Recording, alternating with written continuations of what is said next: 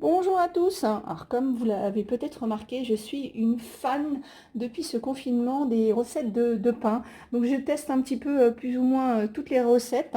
J'ai décidé de tester celle-ci. C'est du pain cuit en cocotte, donc le pain cocotte. Mais il en existe pas mal. Je vais vous en faire même plusieurs, mais on va d'abord voir celle-ci. Alors pour celle-ci, j'ai besoin de 250 grammes de farine, de 25 grammes de levure fraîche. Alors pour ceux qui me demandent, la levure fraîche, vous la trouvez soit au rayon où vous allez avoir les gâteaux, etc., le pain, etc. Donc c'est au rayon, vous la trouverez au rayon frais, hein. C'est toujours dans un endroit réfrigéré.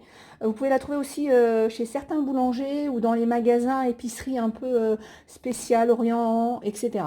Voilà, donc vous pouvez l'acheter en cube ou moi celle-ci s'est présentée sous une forme de grand pain de 500 grammes. Donc 25 grammes de levure fraîche, 3 grammes de sel et j'ai besoin de 150 millilitres d'eau tiède.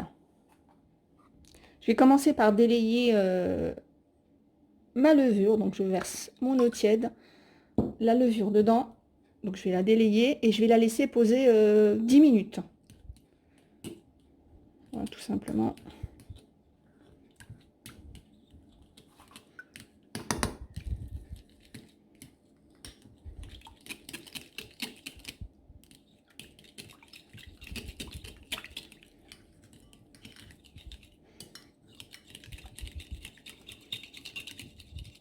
Là, c'est assez rapide à délayer. On regarde bien sur les côtés qu'il n'y en ait pas.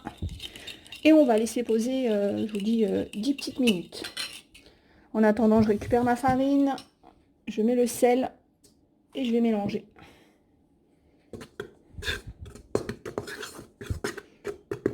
Donc ensuite, je vais pétrir ce mélange, donc juste après, avec mon robot. Donc je vais pétrir 10 minutes. La vitesse, je vais mettre vitesse 2 au départ. Voilà. Donc au bout de 10 minutes, je vais venir intégrer mon mélange d'eau et de levure. Je vais juste mélanger et je vais passer au robot. Donc bien sûr, vous pouvez très bien vous faire le mélange évidemment à la main, enfin pétrir à la main, donc il va être un peu plus long. Voilà, et je vais passer au robot. Voilà, le robot a fait son travail. Donc ça fait une boule comme ça, pour montrer un peu la texture. Donc elle est encore, elle n'est pas collante, mais elle est... Voilà. Voilà, pour vous montrer un peu la texture de la pâte. Donc on va venir la remettre là, on va la laisser pousser pendant 1h30. Donc je vais mettre un torchon par-dessus. Donc voilà, elle a poussé pendant 2 heures. Donc je vais venir récupérer ma pâte. Je vais ensuite fariner mon plan de travail. Voilà. Je récupère avec le coupe-pâte.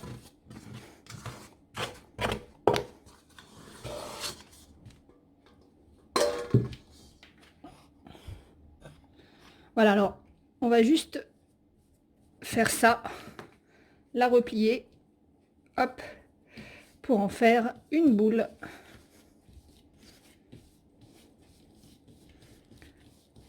Voilà. Ensuite, je vais venir la mettre dans ma cocotte. Donc moi, j'ai une cocotte comme ça, donc qui va au four avec le couvercle. Vous pouvez prendre une cocotte en fonte, c'est encore mieux. Je vais venir la poser au fond de ma cocotte. Je vais la laisser poser, encore pousser, pardon, pendant 30 minutes. Et on revient. Alors, inutile de préchauffer votre four, puisque je ne connaissais pas cette technique, mais on va le mettre directement dans le four froid. Donc voilà, j'ai laissé une demi-heure, donc je vais faire mes petites scarifications avec mon couteau. Voilà, et donc comme je vous l'ai dit, je vais mettre au four froid, enfin je vais allumer, je vais mettre 240 degrés et je vais laisser 40 minutes. Donc c'est parti, donc, comme je vous l'ai dit, le four est froid. J'insiste parce que comme j'ai jamais testé moi cette méthode, donc mon four est froid, donc j'allume, je le règle à 240 et je laisse partir pendant 40 minutes. Voilà ce que ça donne au bout de 40 minutes de cuisson. Donc je vais enlever le couvercle et le remettre comme ça pendant encore 10 minutes.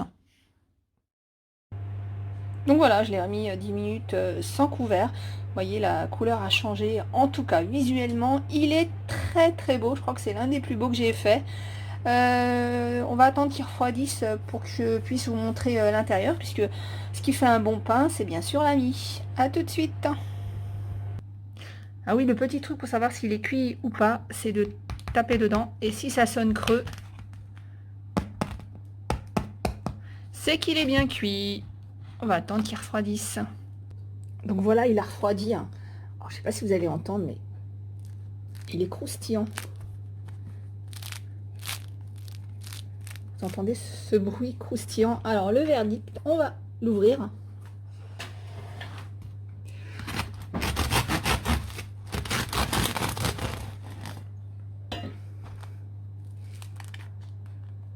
Pas mal.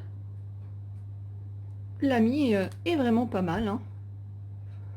Voilà. Alors moi ce que je vais faire, c'est que je vais le couper en tranches pour mon déjeuner de demain matin. Donc après vous pouvez le prendre quand vous voulez. Donc le petit plus de cette recette, c'est que ça vous fait un petit pain. Donc c'est vrai que dans mes autres recettes, vous êtes beaucoup à me dire que ça faisait beaucoup de quantité. Et là, je trouve que c'est un petit pain, donc c'est sympa. Ce que vous ne mangez pas, pensez à le congeler tout simplement. Moi, je vais le trancher et je vais mettre une partie au congélateur et une partie pour mon petit déjeuner.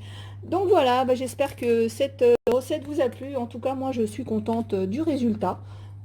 Voilà, je trouve vraiment beau. Ah, j'ai pas goûté. Je le goûte. Il faut que je le goûte.